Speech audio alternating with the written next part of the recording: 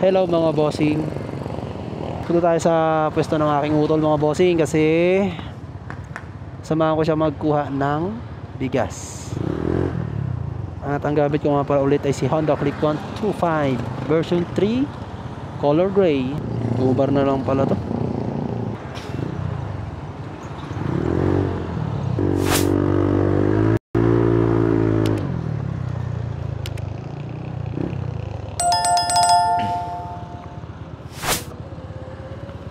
Stock up before you go.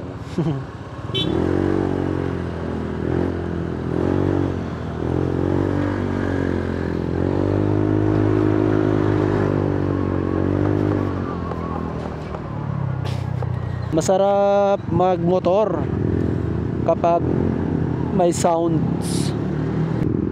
Nasa ano tayo ngayon? Nasa kahabaan tayo ng Domsa at pupunta nga tayo ng Angono papuntang Binangonan. Dito ako dumaan sa Angono Domsa kasi mas malapit dito. Punta ako sa pwesto ng kuya ko at kukuha nga po kami ng bigas. Samahan ko pala siya. Alam niyo mga bossing, kapag nagbabiyahe ako, meron kasi ako intercom na habang nagbabiyahe ako ay kailangan ko ng sound trip. Pero yung ano lang naman, slight lang yung sounds, hindi yung todo-todo, sakto lang. Kasi hindi natin maririnig yung bumubusina sa likod kapag lumakas. Kapag malakas ang ating sound, yan, sakto lang yan. Ito yung tinatawag nilang kalsadang matarik sa Domsa. Yan. Ito madalas maraming maraming nagbabike sa umaga. Kasi ito'y ahon talaga to mga bossing, ahon. Talagang persado ang katawan mo rin. Ay, ang padyak mo dito paahon. Hanga nga ako mga bossing dun sa mga nagbabike na fixie ba tawag sa ganung brand na bike, yung walang preno sa handbrake at kundi ang preno niya ay nasa pedal na. Lakas, may nakasabay na ako dito mga bossing na ayun nga ang bike, ahon pa rin. At yun nga, dito sa lugar na to ay marami kayong makakainan. Kung kayo nagugutom, madami kayong madadaanan ditong kainan. Kape, kapihan, yan. Saka maganda pa ang view. Ayan o, ba? Pakaganda, kitang kita mo yung lake. Pakatarik ng daan dito. Marami ditong tumataob na tracking kasi sobrang tarik. Wala ng preno. Kaya sa mga gantong kalsada, pinagbabawalan silang dumaan dito kasi lalo kung mabigat ang dala, walang ka ng preno, diretso ka pababa.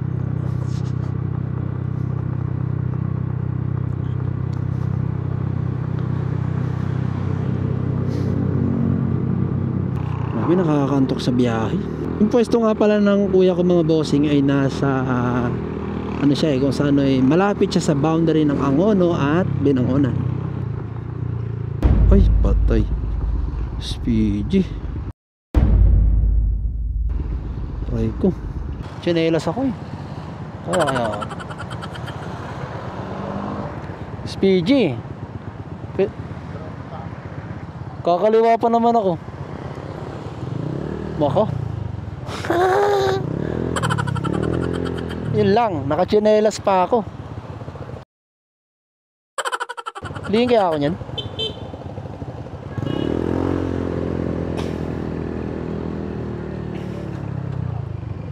Aray ko, ikot ako ng Angono nito.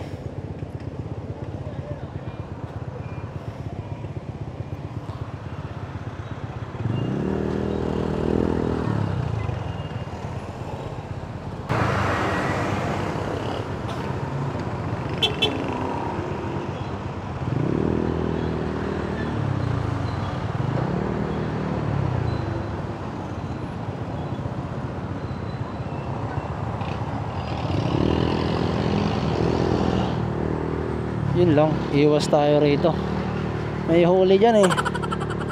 Nakatsinelas kasi ako mga boss, kaya mahirap na. U-turn tayo dito. Dito tayo mag-U-turn.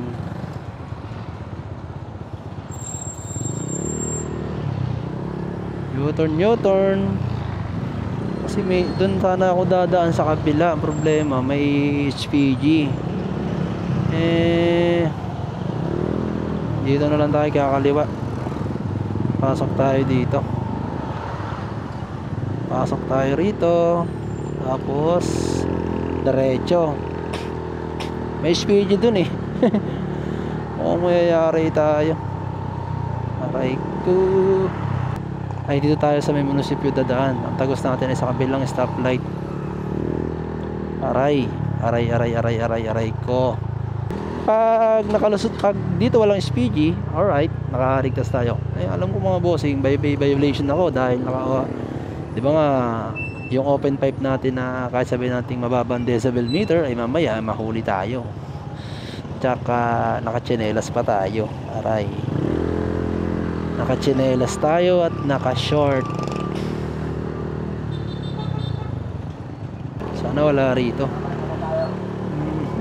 Sige po, pasok.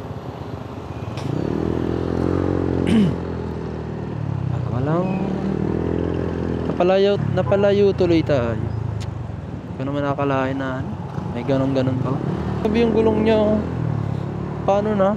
Malambot na yung gulong. Wala na siya sa align yung tricycle.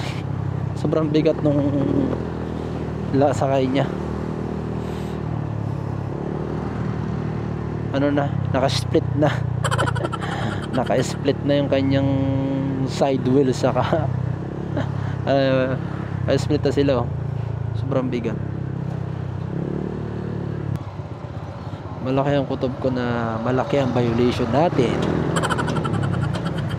Kasi naka-short nga tayo at naka-open pipe. Pero yung open pipe ko mga bossing, ano lang naman, yung sun racing pipe na may adjustable. Tsaka hindi naman siya totally sobrang ingay. Hindi tulad ng ibang motor na kalkal ng pipe, tanggal ang masama yung sobrang ingay na masakit sa tenga. Maririnig nun yun naman, yung tunog ng aking pipe ay mahina.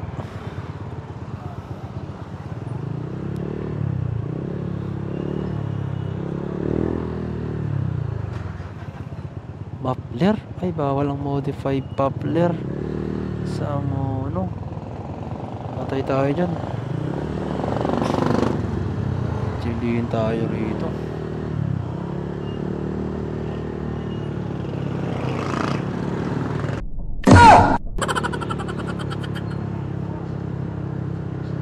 Ayun, naka-go na. Sana walang checkpoint.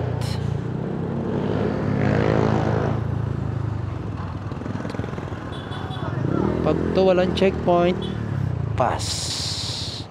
Mission pass. Pag walang checkpoint, mission pass. Yun lang naman yun. Pa naman yun. Alright, wala. Dun lang sa kabila ang checkpoint. Dito wala. Mission pass. Alright. Ayan, malapit na po tayo dito sa pwesto ng utol ko. Ano ka dyan? Masyado kang pabebe. Sige. Diyan ka sa gitna halos ng kalsada. Diyan ka naka-aantay. Pasok.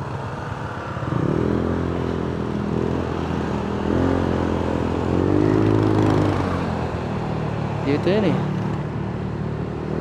School. Dito ba yan? Ano ka dito yun? Di ko maalala kung saan ang pwesto nyo. Malayo pa ba tayo? Kaliwa na tayo dito.